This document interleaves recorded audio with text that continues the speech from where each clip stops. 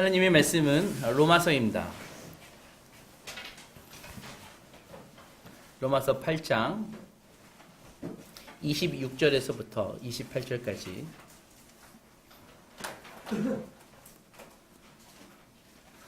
같이 한 목소리로 읽도록 하겠습니다.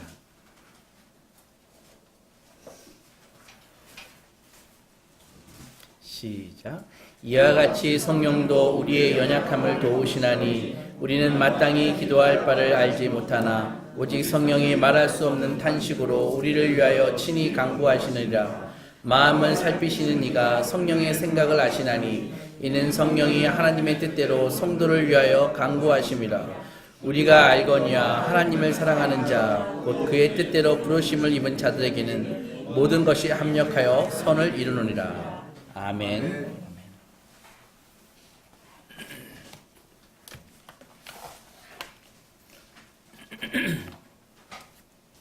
요즘 우리 온 나라가 어떤 유명 가수가 소유하고 있는 클럽에 투자할 투자자에게 성접대를 해서 촉발된 그런 사건이 막 커져가지고 연예계 비리로 또한 경찰과의 막 유착으로 혹은 불법 동영상 유포로 꼬리에 꼬리를 물면서 온 나라가 막 시끄럽습니다.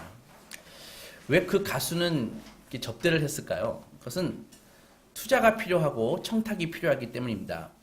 그리고 그것을 얻어내기 위해서 그것을 줄 수 있는 사람에게 그 사람이 원하는 것, 그 사람이 욕망하는 것을 채워주는 것입니다. 그러니까 정도의 차이가 있지만은 사실 모든 인간관계가 아주 비슷합니다. 영업을 해봐서 아는데 사람에게 부탁하는 것은 사실 피곤한 것입니다.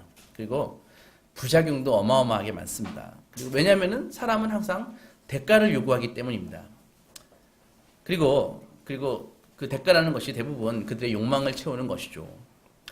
고등학교 때 친했던 한 친구가 있습니다. 그 친구가 대학을 졸업하고 TV 광고를 만드는 기획사에 취직을 했는데 맨날 이렇게 가끔씩 있는데 지금은 연락을 안 합니다만은 그 당시 연락을 해보면은 자기 맨날 방송국 PD들을 만난다는 거예요. 그래서 이제 그 선전을 따기 위해서 PD들을 맨날 접대하는 것이죠. 그래서 그 친구는 매일 밤을 술과 접대로 살았습니다. 그리고 사람이 진짜 친한 것은 아니죠. 그렇게 하는 것이요. 근데 진짜 친한 것은 아닌데 그래도 매일 같이 술을 먹다 보면 어느 정도 수준에서는 친해집니다. 그러면 이제 발주도 주기도 하고 그런 관계가 수립이 되는데 근데 그런 관계는 또 쉽게 무너집니다. 또 다른 회사에서 더 좋은 경쟁력으로 더 화려한 접대를 가지고 접근하면은 또 이렇게 넘어가 버리고 그런 것입니다. 그 친구는 그것을 즐겼습니다. 공짜로 회사 돈으로 화려한 밤을 즐길 수 있었기 때문입니다. 그런데 한 10년 전인가요? 소식을 들었는데 그 친구가 간암에 걸렸다는 얘기를 들었습니다.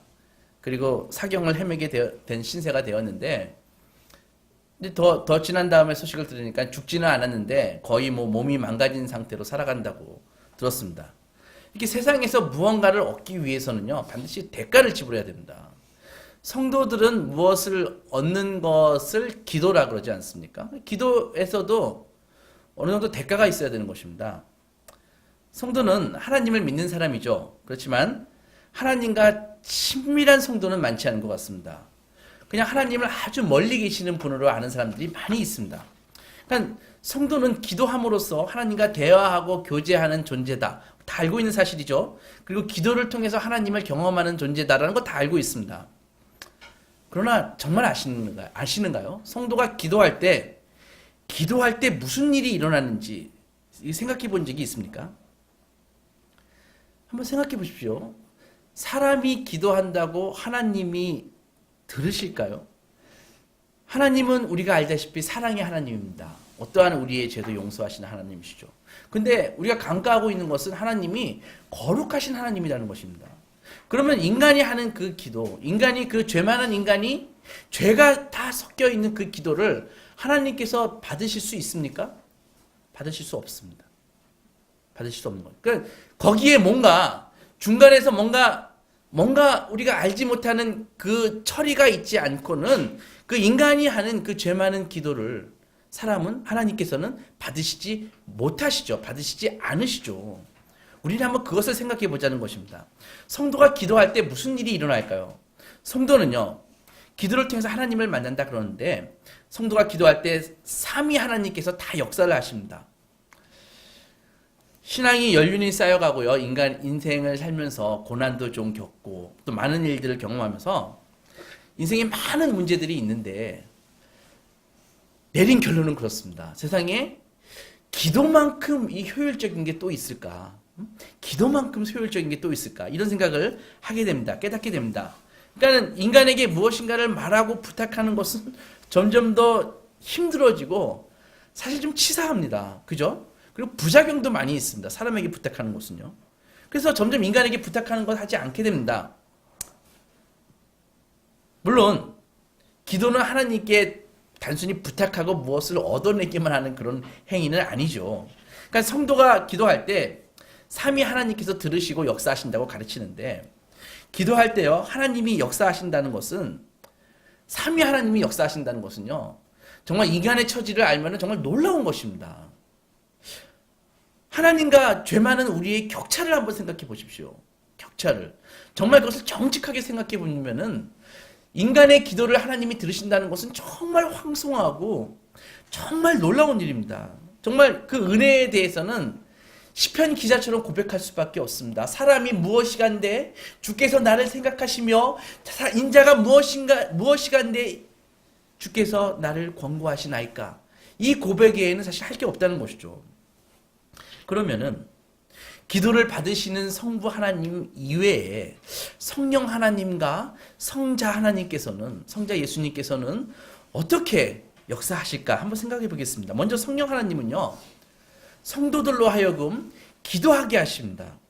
에베소서 2장에 보면 이런 말씀이 있습니다. 크리스찬들은 한 성령 안에서 아버지께 나아가게 되었다. 이렇게 나와 있습니다. 그러니까 성도가 많이 있지만은 많은 크리스찬들은 기도하지만 결국은 한 성령님 안에서 하나님께 나아가게 되었다. 그런 말입니다. 조나단 에드워즈라고요. 우리 기독교 철학의 기독교 신학을 아주 발전시킨 그 미국의 신학자가 있습니다. 그분이 이런 말씀이 있습니다. 이런 말씀을 했습니다. 우리가 믿음이 있는데 믿음이 기도다. 그럼 믿음과 기도는 어떤 관계냐면은 믿음이 소리로 변화된 게 그것이 바로 기도다. 이런 말씀을 했어요. 그러니까는 성도가 믿음이 있는가? 그가 소리로 변화돼서 기도를 하는가? 그것이 믿음이라는 것이죠. 이런 말씀을 했습니다. 그러니까는 들을 수 있는 소리로 변화된 것이 믿음. 그러니까 기도는 들을 수 있는 소리로 변화된 믿음이다. 이렇게 얘기를 한 것입니다. 좀 더 자세히 바울은 설명을 하기를 8장에서 무릇 하나님의 영으로 인도함을 받은 사람은 곧 하나님의 자녀다. 너희는 다시 무서워하는 종의 영을 받지 아니하고 양자의 영을 받았으므로 우리가 아빠 아버지라고 부르짖느니라. 성령이 우리의 영과 더불어 성령이 성도의 영과 더불어 우리가 하나님의 자녀인 것을 증언하신다. 이렇게 나와 있거든요. 8장에 보면요. 그러니까는 성령께서 성도의 영과 더불어서 우리가 하나님의 자녀인 것을 증언하신다. 이렇게 나와 있는 것이죠. 바울은 크리스찬들이 한 점 의심 없이요, 하나님의 자녀인 것을 마치 엄마 아빠, 이렇게 어린아이들이 엄마 아빠를 신뢰하듯이 이렇게 빗대가면서 우리는 성도는 하나님의 애정어린 관심을 받는 존재다. 이렇게 알려주고 계십니다. 성령님은 하나님의 자녀들로 하여금 하나님을 아빠라고, 아버지라고 부르도록 하십니다. 그래서 진정으로 하나님을 아버지라고 부르신다면은 여러분들은 하나님의 자녀가 맞습니다. 그리고 그것은 성령님이 시키신 것입니다. 그러니까 이호칭이 워낙 따뜻하고 다정하니까는 유대교, 구약만 믿는 유대교에서는 절대로 하나님을, 여호와를 아빠라고 설정하지 못하게 하죠. 그런데 그 유대교가 꽉 잡고 있는 그 2000년 전 1세기 팔레스타인에서 한 분, 예수님께서 과감하게 기도할 때 하나님 아버지, 나의 아버지라고 기도하신 것입니다. 그러니까 성경의 신약에 예수님이 아버지라고 기도한 것에 대해서 우리는 아무 감정이 없지만, 우리도 아버지라고 부르지만, 사실 1세기에서는 파격적입니다. 감히 하나님을 아버지라고 불러 돌에 맞을 수 있는 것입니다. 그 유대 문화에서는요. 근데 예수님이 우리에게 기도를 가르쳐 주시면서 혹은 당신이 기도하시면서 하나님 아버지라고 과감하게 부르신 것이죠. 그러니까 우리는 오늘날 아무 생각 없이 예수님이 하셨으니까 쫓아서 하나님 아버지 기도하는 것입니다. 일반 성도들도 설교와 성경 공부를 통해서 신학적 지식이 있으십니다. 어느 정도 다 있으십니다. 그런데 이 신학적 지식이 지식으로 남아 있어서는 안 되고요. 기도할 때, 성도가 기도할 때 성령님께서는 성도들의 신학적인 지식을 바로 하나님의 자녀로서의 자신감과 기쁨으로 바꿔주신다는 것입니다. 그러니까 성령님은 성도들이 부서질 때마다 마치 아프다고 울부짖는 아들, 딸을 대하는 부모처럼, 엄마, 아빠처럼 뜨거운 사랑과 관심으로 응답하십니다. 따라서 예수님을 쫓는 아들이라면, 딸이라면 언제라도 기도를 통해서 하나님의 따뜻한 환대를 받을 수 있다는 믿음을 품고 하나님께 달려갈 수 있는 것이죠. 사랑과의 관계는 안 그렇습니다. 저 사람이 지금은 좋아하지만 앞으로도 날 좋아할까? 아니면 어떤 사람이 내가 저 사람을 만나면 정말 나를 진정으로 환대해 줄까? 확신할 수 없습니다. 그런데 바로 성도라면은, 하나님을 아빠, 아버지라고 부르짖는 사람이라면은 언제든지 우리 아버지께, 하나님 아버지께 달려가면은 나를 따뜻하게 환대해 주신다는 그런 확신을 가질 수 있다는 것이죠. 그래서 기도하는 것입니다. 기도할 때 하나님은 나를 따뜻하게 환대해 주시니까. 기도할 때 바로 하늘의 게이트가, 하늘의 문이 열리니까. 그래서 지금 이 땅인 나, 죄 많은 나, 세상에 쩔어 있는 나, 고난 가운데 이 땅에 서 있는 내가 열린 하늘과 만나는 것입니다. 그래서 기도하라는 것입니다. 루터는 하루에 2시간씩 전심을 당해서 기도하셨다고 합니다. 놀랍죠? 그러면서 나를 기도할 때 한번 이렇게 기도해봐 하면서 우리에게 가르쳐 주는 게 있습니다. 그분은 이렇게 적었습니다. 하나님 아버지, 아버지께서는 죄인들을 엄하게 다스려야 함에도 불구하고 이제 주님은 자비를 베푸셔서 하늘 아버지의 사랑으로 우리에게 믿음을 주셔서 평안하게 하셨으며 기꺼운 심정으로 하나님을 아버지라고 부르고 주님을 알고 사랑하며 어려움을 닥칠 때마다 소리쳐 찾을 수 있다는 사실을 어린아이처럼 믿는 감미롭고 상쾌한 재미를 만끽하게 하십니다. 좀 우리가 쓰는 언어하고 약간 다르지만 루터는 이렇게 기도하라고 제안을 했습니다. 하지만 성령 하나님이 제안하시고 이끄시는 기도 형태가 오로지 아빠, 아버지를 부르는 기도만이 아닙니다. 그 다음 중요한 것은 바로 중보도 강요하시는 것입니다. 8장에, 오늘 읽은 8장에 이렇게 나와 있습니다. 이같이 성령도 우리의 연약함을 도우신다. 그리고 우리는 마땅히 기도할 바를 모르는데 성령이 말할 수 없는 탄식으로 우리를 위하여 친히 간구하신다. 마음을 살피시는 이 하나님이시죠. 하나님이 성령의 생각을 아신다. 그래서 이는 성령이 하나님의 뜻대로 간구하시기 때문이다. 그러므로 하나님을 사랑하는 자, 곧 그의 뜻대로 부르심을 입은 자들에게는 모든 것이 합력해서 선을 이룬다. 오늘 이렇게 말씀하시지 않습니까? 성도의 기도는요, 불완전합니다. 그래서 하늘에 상달될 수 없습니다. 여러분들 컴퓨터 자판에 여기 기억이라고 딱 치면 모니터에 기억이라고 딱 뜨죠. 그러면 이 컴퓨터가 바로 기억을 바로 알아듣고 모니터가 기억을 띄우는 것이 아닙니다. 자판의 기억이라는 그 키와 모니터 사이의 그 사이에는 어마어마한 기계어를 여러 가지 소프트웨어로 변경시켜주는, 그래서 나중에 인간이 알아들을 수 있는 그런 디스플레이로 변할 수 있는 그 중간 과정이 있는 것입니다. 성도가 여기서 기도한다고 하나님이 바로 그 기도를 들으시는 것이 아닙니다. 거기에는 바로 성령님이 중간에서 처리하시는 중보가 있다는 것입니다. 인간의 죄 많은 기도를 하나님이 그냥 들으십니다. 거룩하신 하나님은 인간을 바로 접촉할 수 없는 것입니다. 그런데 성령 하나님께서 말할 수 없는 탄식으로 성도의 기도를 바꾸셔서 하나님의 뜻대로 바꾸셔서 그걸 하나님이 들으시는 것입니다. 성령의 탄식이 무엇일까요? 많은 논란이 있습니다.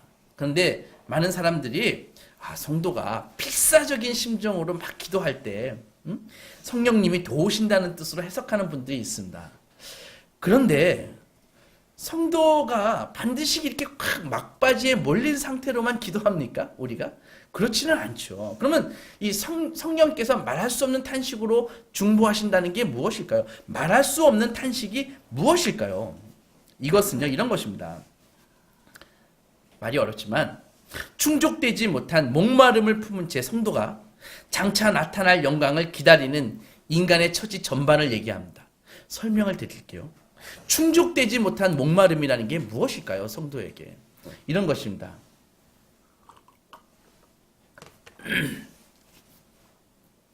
정의가 있다는 거 아시죠? 정의가요. 하지만은 정의가 있지만은 정의가 진짜 완벽하게 이루어진 것이 있던가요? 정의가 완전하게 실현된 때가 있었던가요? 정의를 추구하기 위해서 우리는 어떤 사건을 가지고 경찰서에 갑니다. 거기에 완전한 정의가 있던가요? 어느 정도 정의만 있죠.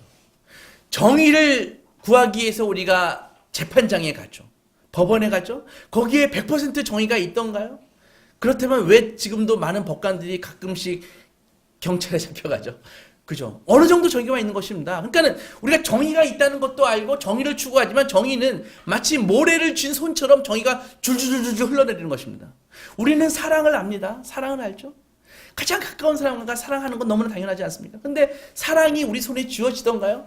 사랑을 잠깐 잡을 수 있는 것 같지만 사랑은 어느 순간 모래처럼 줄줄 흘러내려 버리는 것입니다.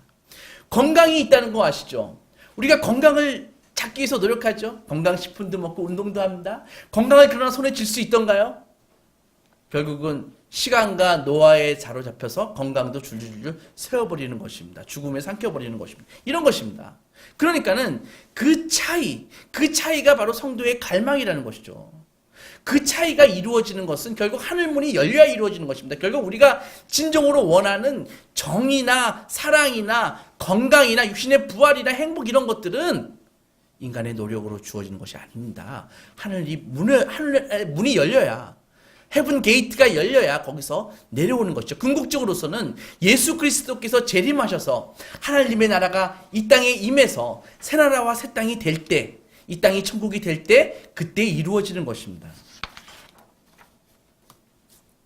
알다시피 하나님은요, 그의 뜻대로 부르심을 입은 자들에게는 합력해서 선을 이룬다고 말씀하십니다. 하지만 우리는 무엇이 선인지 그 시점에서는 알기 어렵습니다. 그렇죠? 그래서 달리 말해서요, 크리스찬이 뭐가 선인지 그 시점에서 잘 모르기 때문에 어떤 결과를 두고 기도해야 될지도 모른다는 것입니다. 하지만 성령님은 크리스찬의 내면에 하나님의 뜻을 행하고 주님의 영광을 보고자 하는, 아까 얘기했지만 그 갈망을, 채워짐을 보고자 하는 그 더할 나위 없는 갈망을 우리에게 심어주시는 것이죠. 그리고 저마다의 기도에 이런 갈망을 심어주신 다음에 성령님께서는 그 갈망을 탄식으로 바꾸셔서 기도를 드릴 때마다 하나님께 올려드리는 것입니다. 그래서 모든 일이 서로 합력해서 선을 이루도록 하나님께서는 응답하시는 것입니다.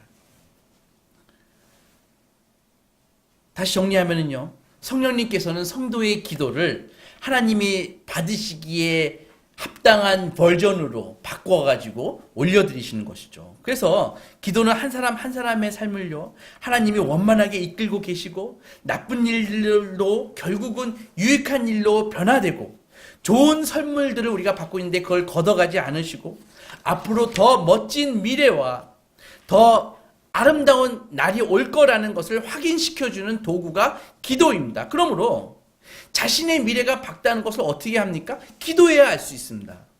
기도해야. 그러므로 기도하지 않는 사람의 특징이 무엇입니까? 두려워하게 됩니다. 미래의 소망을 갖지 못하는 것이죠. 그래서 스스로 질문해 보십시오. 마음에 두려워하십니까? 그분은 지금 기도하지 않고 계시는 분이십니다. 예수님도 우리를 위해서 중보하십니다. 성령만이 아니라 성자를 통해서도 성부 하나님 앞에 나아갈 수 있습니다. 그래서 그리스도의 중보하심에 힘입어서 예수 이름으로 하물을 아버지께로 가면은 하나님은 기꺼이 아버지가 되어주신다는 건 의심의 여지가 없습니다. 지금 가장 존경받는 신학자 중에 존 머리라고 있습니다. 아주 나이가 많이 드신 분이죠. 이제 그분의 제자도 신학교 교수님이 막 되신 분인데, 한 제자 교수님이 삶에 너무 어려운 일이 있어서 그 존머리 교수님을, 자기 이제 스승을 찾아갔죠. 찾아가가지고 이렇게 자기 지금 삶에 너무 고통스러운 문제를 얘기하니까는 그냥 한마디 하더랍니다. 우리 같이 기도합시다. 그래서 그 스승 존머리가 기도를 하는데 정말 너무나 솔직하고 너무나 담백하면서 너무나 작은 목소리지만은 마치 정말 친한 친구처럼 조곤조곤 기도를 하시는데 그렇게 위로가 되고 그렇게 위로가 됐다는 거예요. 성령님이 함께 하시는 것을 강하게 느꼈다는 거예요. 그러면서 야, 세상에 이렇게 나의 정말 존경하는 스승이 나를 위해서 중보해 주는데도 이렇게 위안을 얻었다면은 정말 예수 그리스도께서 나를 위해서 중보하신다는 것은 얼마나 정말 대단한 것인가, 그걸 느꼈다는 거예요. 그리고 또한 자신이 부끄러웠다고 합니다. 왜냐하면은 거의 기도하는 삶을 산다면서도 주님과 다정하게 정말 얘기를 나누는 것이 무엇인지, 내 영혼에 정말 깊은 정직함을 가지고 소원을 아랜다는 그런 경험을 했다는 것이 무엇인지 자기는 몰랐다는 거예요. 그런데 그 스승의 기도를 통해서 예수님을 묵상한다는 것의 참뜻을 정말 받아들이게 되었다는 것이죠. 예수님은 우리와 하나님 사이에서 중보자가 되십니다. 여러분들 관광을 다니시면은 고대 문화를 이렇게 보지 않습니까? 동남아건 어디건 간에. 근데 신기한 것은요, 전 세계에 다 신전이라는 게 있습니다. 신전이, 아프리카든 유럽이든 아시아든 동남아시아든 남미든 가면 다 신전이 있습니다. 템플이 있다는 것이죠. 템플이요, 신전이. 그런데 이 사원이 있다는 게 무슨 말인가요? 그것은요, 이것을 가르쳐 주는 것이에요. 모든 인간에게는 기본적으로, 본능적으로 자기와 신성한 존재 사이에 격차가 있다는 걸 아는 것입니다. 그래서 전 세계의 전 인류가 다 신전을 나름대로 다 건설하고 있는 거예요. 그 격차가 있다는 것을요. 그리고 그 격차가 있는데 우리도 알죠. 우리는 너무나 왜소한 반면에 하나님은 너무나 위대하신다는 걸 알지 않습니까? 하나님은 완전하지만 우리는 흠투성이라는 것을 알고 있습니다. 그래서 이 사원이라는 것은 무엇이냐 하면은 그 하나님과 신과 자신과의 이 격차를 어떻게 좁혀보려고 하는 그 몸부림이 바로 눈으로 보기에 문명으로 나타나는 것이 신전이라는 것이죠. 그리고 그 신전에서는요, 정말 까마득해 멀리 있는 신을 여기로 모시고 와서 그 격차를 좀 줄일 줄 아는 제사장들이 거기서 일을 하는 것입니다. 그래서 제사장들이 거기서 제물을 바치고 제사를 드리면서 의식을 집전하는 것이죠. 하지만 너나 할 것 없이 다 알고 있습니다. 그 제사장이 집전하는 그 의식이 완벽하지 않다는 것을 누구나 다 아는 것입니다. 일회적이라는 것을 누구나 다 아는 것입니다. 그리고 아리스토텔레스만 해도 이런 말을 했습니다. 신을 달래거나 신께 숭배하는 건 가능하지만 신과 친구가 되는 것은 불가능하다고 얘기하고 있습니다. 그렇죠? 친구가 뜻이 무엇입니까? 엇비슷해야 친구가 될 수 있는 것인데 하나님과 인간이 어떻게 친구가 될 수 있는가? 이런 불가능하다고 얘기하는 것입니다.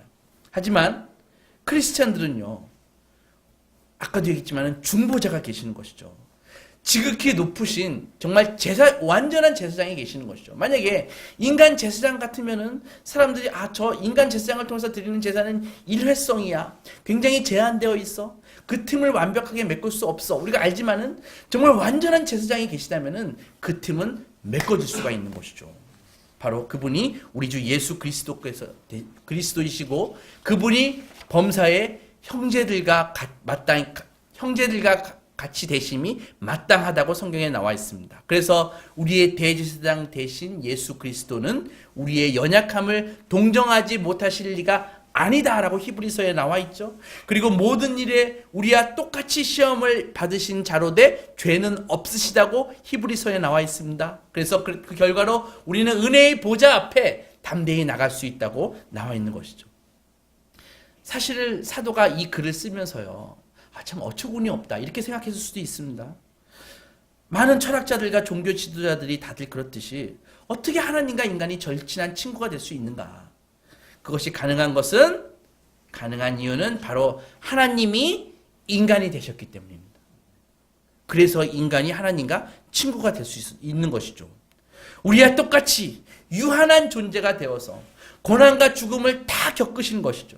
모든 수고를 하고 어떤 공로를 세웠느냐와 관계없이 죄를 용서받고 의로워질 수 있는 길을 여시려고 성육신하신 것입니다. 우리가 감히 주님 곁에 가까이 갈 수 있는 까닭이 여기에 있는 것입니다. 예수님을 통해서 하나님은 인간이 되셨습니다. 거대한 틈, 도저히 인간으로서는 메꿀 수 없는 그 틈을 하나님께서 가로질러서 바로 다리가 되신 것입니다. 그래서 주님은 새로운 관계의 중보자가 되시는 것이죠. 그래서 우리는요, 많은 순간에 내가 앞으로 이렇게 지금은 여기 예배 나와서 신앙생활을 하고 있지만 내가 앞으로 신앙을 잃으면은 어떻게 할까 고민하는 분들이 많이 있습니다. 그러나 걱정하지 마십시오. 우리의 신앙은요, 우리의 신앙은 우리의 노력과 우리의 경력과 우리의 믿음으로 유지되는 것이 아닙니다. 지탱되는 것이 아닙니다. 그것은 하나님의 그 신실한 성육신의 손으로 우리를 붙잡고 계시기 때문에 우리의 구원이 유지되고 있는 것입니다. 그래서 성도는 이 안정성이라는 것은 우리 인격과는 관계없습니다. 하나님께서 튼튼한 오른손으로 붙잡고 계시기 때문입니다.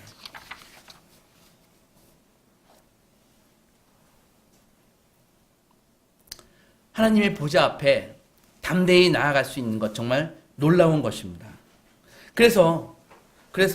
갈라디아서에 이렇게 나와 있습니다. 갈라디아서 4장에 보면은 너희가 자녀임으로 하나님이 그 아들의 영을 우리 마음 가운데 보내사 아빠 아버지라 부르게 하셨다.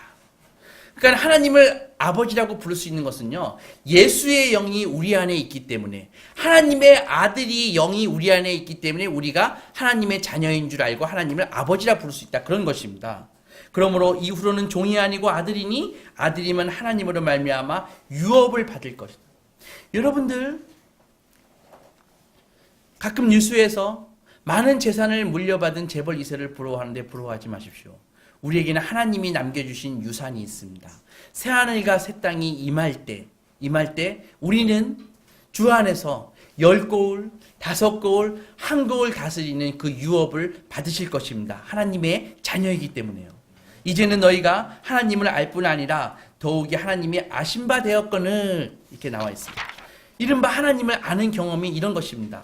성령님이 기도를 인도하시고 그리스도가 거룩한 자녀들을 위해 중보하시는 그 근본적인 이유 역시 하나님을 더 깊이 알고 그분의 임재를 즐거워하게 하는 데 있는 것입니다. 우리가 통상적으로 드리는 기도랑 얼마나 다른가요? 열의 9은 하나님께 무엇을 얻기 위해서 기도하지 않습니까? 그러니까 주님을 믿는다고 하면서도 세상에서 내가 얼마나 성공하고 얼마나 좋은 관계를 맺고 있느냐, 이런 건 아닙니까? 그러니까 직장 생활이 공고하거나 좀 주머니 사정이 안 좋거나 위기가 닥치고 나서야 비로소 기도의 열을 올리고 있는 것입니다.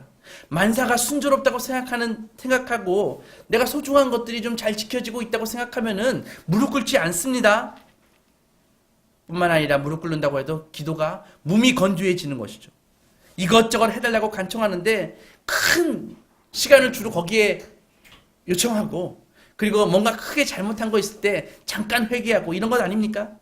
오랜 시간 차분히 앉아가지고 정말 하나님만을 찬양하고 높이는 경우가 드물거나 아주 없습니다. 한마디로 내면으로부터 기도하고 싶어하는 긍정적이고 전향적인 욕구 자체가 없다는 것입니다. 형편에 쫓겨 어쩔 수 없이 조아리는 경우는 있는 것이죠. 어째서 그렇습니까? 하나님이 엄연히 살아있다는 걸 알지만 무언가를 얻어내거나 행복해지는 수단으로 하나님을 여기는 것입니다. 대부분 하나님을 행복 자체로 삼지 않습니다. 그러기에 하나님을 더 잘 알기 위해서가 아니라 무엇을 얻기 위해서 기도한다는 것입니다. 이것 자체가 무엇입니까?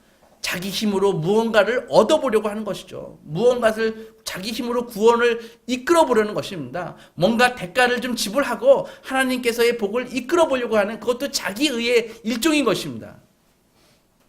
그러나 주님이 우리를 위해 감수하신 그 크고도 놀라운 희생을 깨닫는다면 소망의 대상을 물질에서 하나님으로 옮길 수 있다면 예수님께 기대어 하나님의 용서와 은혜를 구하고 성령님의 뜨거운 도우심으로 그리스도 안에서 누리는 유익과 축복이 얼마나 큰지 감이 오기 시작하는 것입니다.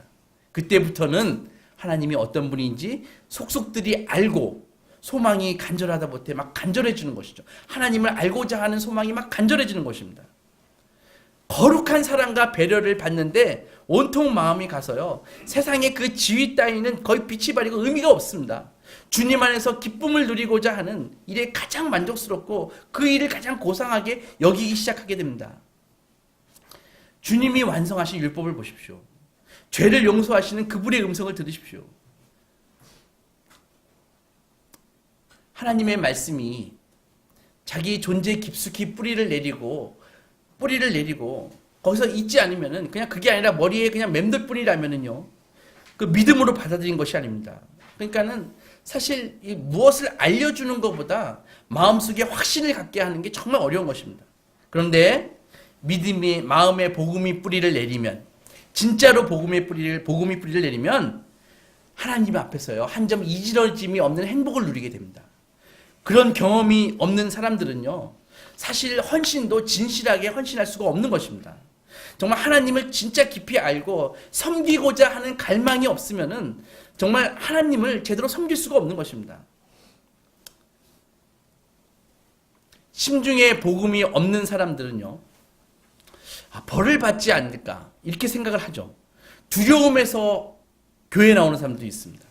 하지만은 심중에 진짜 복음이 있는 사람은 하나님을 경외하기 때문에 죄를 지으려고 생각을 거의 할 수가 없는 것입니다. 그러니까 성령님의 능력에 힘입어서 복음을 알게 된 크리스찬이라면 그저 보살핌을 받으려고 징벌을 피해서 그런 것이 아니라 그래서 하나님을 찾는 것이 아니라 그리스도 안에서 이것을 이미 다 우리가 보장받고 있는 것 아닙니까? 크리스찬은 자발적으로 하나님을 구하는 사람들인 것입니다. 많은 사람들이요. 물질을 구하기 위해서 주 앞에 머리를 조아립니다. 혹은 또 더할 나위 없이 내가 착하게 살아야지 하나님이 나를 받아주시지 않을까 이렇게 생각하는 사람도 있습니다. 또 혹은요. 내가 무슨 일을 해도 하나님은 사랑의 하나님이니까 나 다 들어주실 거야 이렇게 생각하는 사람도 있습니다. 전자 같은 경우는 어떤지 아십니까? 전자의 사람들은 하나님을 다가가는 것이 두려워집니다. 후자의 사람, 하나님은 사랑하시기 때문에 내가 무슨 짓을 해도 다 용서해 주실 거야 하는 사람들은 하나님을 하찮게 여기게 되는 것입니다. 복음을 따라서 복음을 제대로 받아들이지 않는 한 뜨거운 열정과 기쁨에 겨워서 하나님을 찬양하면서 주님을 주님으로 맞이할 방도가 없습니다. 사랑하는 여러분 기도에 비용이 든다는 거 아십니까? 기도에 비용이 든다는 것. 기도는요, 절대로 공짜가 아닙니다. 무슨 소리야? 목사가 기도해라 하면은 가끔 기도 정도 해주면 기분 좋아 하던데, 그렇게 생각하는 분이 계십니까? 과연 그럴까요? 기도에 어떤 비용이 드신지 아십니까? 명심하십시오. 예수님이 하늘 아버지와의 그 관계를 포기한 덕분에 우리가 하나님과 가족 관계가 된 것입니다. 예수님이 당신의 아버지로부터 철저히 잊혀졌기 때문에 우리가 하나님께 다시 기억될 수 있었던 것입니다. 예수께서 마땅히 우리가 받아야 할 영원한 죽음의 형벌을 대신 받으셨기 때문에 우리가 주 앞에 기도하며 나아갈 수 있는 것입니다. 주님이 이 값을, 우리의 기도의 값을 치르셨습니다. 하나님은 우리가 아버지 되실 수 있도록 주께서 값을 치르신 것입니다. 부모님을 원망하는 분들이 있습니다. 부모님께 부당한 대우를 받았고 나는 자랐어. 그런 사람들이 계시죠. 하지만요. 이 불행한 가족사를 바로잡는 것도 오직 그리스도 안에서만 가능한 것입니다. 엄밀히 말해서요. 제대로 된 엄마 아빠는 없습니다. 시편의 시인이 뭐라고 고백했는지 아십니까? 내 부모는 나를 버렸으나 여호와는 나를 영접하시리로다. 가정 환경이 좋지 않으신가요? 사업과 직장에 실패했다는 생각이 지금 드십니까? 삶이 외로우신가요? 절망이 점점 깊어져서 관계 속에서 점점 더 깊이 나빠지고 지금 이렇게 절망 가운데 빠져 계십니까? 지금 하나님과의 새로운 관계가 필요한 것입니다. 우리의 형제 예수께서 이루 말할 수 없을 만큼 큰 대가를 치른 까닭에 아버지 하나님이 우리를 붙잡아 일으키실 것입니다. 하나님과 나누는 대화는요, 자연스럽게 그분과 만남으로 이루어집니다. 기도는 우리를 위해 예수께서 행하신 일을 알 뿐만이 아니라 날마다 하나님이 베푸시는 혜택을 누리시는 것입니다. 이 혜택을 포기하지 마십시오. 기도는 우리가 알고 있는 그 교리를 경험과 현실로 바꿔놓는 것입니다. 말씀을 정리하겠습니다. 사랑하는 소망교회 성도 여러분, 크리스찬은요, 기도를 통해서 하나님의 임재를 실감하게 되는 것입니다. 주님의 기쁨과 사랑, 평화와 확신을 공급받습니다. 그리고 한 발 더 나아가 마음가짐과 성품이 달라질 수 있는 것입니다. 실로 엄청난 것입니다. 이 기도의 혜택을 놓치지 마십시오. 누리십시오. 기도하는 자에게 성경의 약속은 바로 여러분들의 삶 속에서 현실로 다가오게 되는 것입니다. 당신의 삶 속에서 이 축복 누리시는 소망의 자녀들이 되시기 주의 이름으로 축원합니다. 기도하겠습니다.